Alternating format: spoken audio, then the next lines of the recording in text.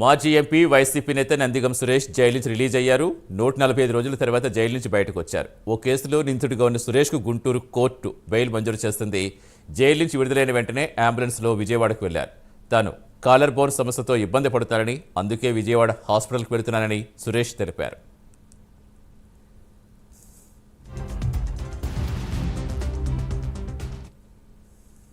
పూర్తి సమాచారం ఇచ్చేందుకు మా కరెస్పాండెంట్ రవికృష్ణ జరుగుతారు. Good morning Ravikrishna. ఇంకా సురేష్ ఏం చెప్పారు? ఇంకా బెయిల్ ఏ షరతులతో బెయిల్ ఇచ్చింది? సతీష్, ఏదైతే ఈ నందిగాం సురేష్ మాజీ ఎంపీ ఉన్నారో మాజీ ఎంపీకి ఎట్టకేలకు బెయిల్ అయితే లభించిందని చెప్పుకోవాలి. ఈ రోజు ఉదయం అంటే నిన్న గుంటూరు 4వ అదనపు మేజిస్ట్రేట్ బెయిల్ మంజూరు చేయడం జరిగింది. ఆ బెయిల్ పేపర్స్ రావడానికి లేట్ అయిన సందర్భంగా ఈ రోజు ఉదయం 7 గంటల ప్రాంతంలో ఆయన అయితే జైలు నుంచి విడుదల చేయడం జరిగింది. ప్రధానంగా కూడా ఏదైతే వెలగపూడికి సంబంధించి మరియమ్మ అనే ఒక మహిళపై ఈ నందిగాం సురేష్ అనుచరులు దాడి చేశారు. ఒక స్థల వివాదానికి సంబంధించి ఆ దాడిలో ఆమె తీవ్ర గాయాలై ఆ మృతి చెందినటువంటి పరిస్థితి. ఈ నేపథ్యంలోనే ఆమె కుమారుడైతే మాత్రం నందిగాం సురేషే తన అంత్యగ్రహణంతో తమ తల్లిని హతమార్చే ప్రయత్నం చేశాడు.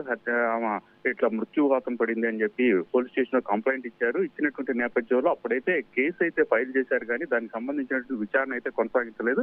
ఎప్పుడైతే ఉమ్మడి ఈ ప్రభుత్వం అధికారంలోకి వచ్చిందో ఆ తర్వాత ఆ కేసుకు సంబంధించి మరలా ఒకసారి ఆమె మృతురాలు మరియమ్మ కుమారుడు అయితే మాత్రం పోలీసులతో అదే విధంగా కూడా అక్కడ ఉన్నటువంటి ప్రజాప్రతినిధులతో కలిసినటువంటి మీద ఆ కేసు ఫార్వర్డ్ అయినటువంటి పరిస్థితి. ఈ నేపథ్యంలోనే A1 గా ఉన్నటువంటి నందిగాం సురేష్ మాజీ ఎంపీని అరెస్ట్ చేయడం జరిగింది. దీనికి సంబంధించి ప్రెజెంట్ అయితే మాత్రం ఈ కేసుకు సంబంధించి ఆయన జ్యుడిషియల్ రిమాండ్ లో ఉన్నారు. గత 145 రోజుల నుంచి కూడా ఆయన జ్యుడిషియల్ రిమాండ్ లో ఉన్నటువంటి పరిస్థితి. దీనికి సంబంధించి నిన్నైతే మాత్రం ఆయనకి 3వ అదనపు మేజిస్ట్రేట్ అయితే మాత్రం బెయిల్ మంజూరు చేశాడు. బెయిల్ మంజూరు చేసిన నేపథ్యంలో ఈ రోజు ఉదయం ఆయన్ని రిలీజ్ అయ్యారు. ఆ తర్వాత ఆయన మీడియాతో మాట్లాడుతూ గత కొంతకాలం నుంచి కూడా తన కాలర్ బోన్ సమస్యతో విపరీతంగా బాధపడుతున్నాను. తనని అరెస్ట్ చేసినప్పుడు కూడా, హైదరాబాద్ లో అరెస్ట్ చేసినప్పుడు కూడా ఆ బోన్ ఆ బాధతోనే ఉన్నటువంటి నేపథ్యంలో తను అరెస్ట్ చేయడం జరిగిందని చెప్పాడు. తరచుగా కూడా సబ్ జైల్లో తనకి ఆ కాలర్ బోన్ కి సంబంధించి విపరీతమైన పెయిన్ వచ్చినటువంటి నేపథ్యంలో అధికారులకు తెలియజేసిన వెంటనే కూడా తనకి వాళ్ళైతే మాత్రం మెడికల్ ఎయిడ్ ఇప్పించారని చెప్పారు. ప్రెజెంట్ పరిస్థితి కూడా తనకి ఇబ్బందికరంగా ఉన్నది.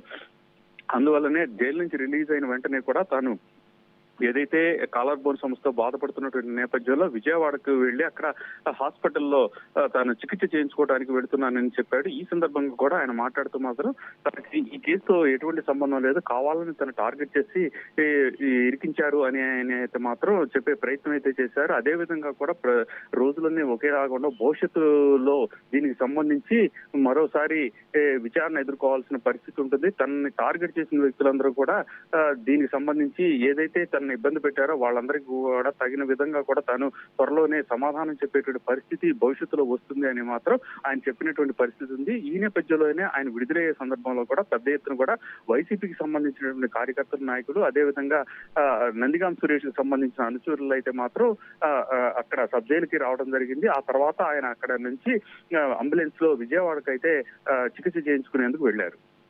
Right, thank you Ravikrishna.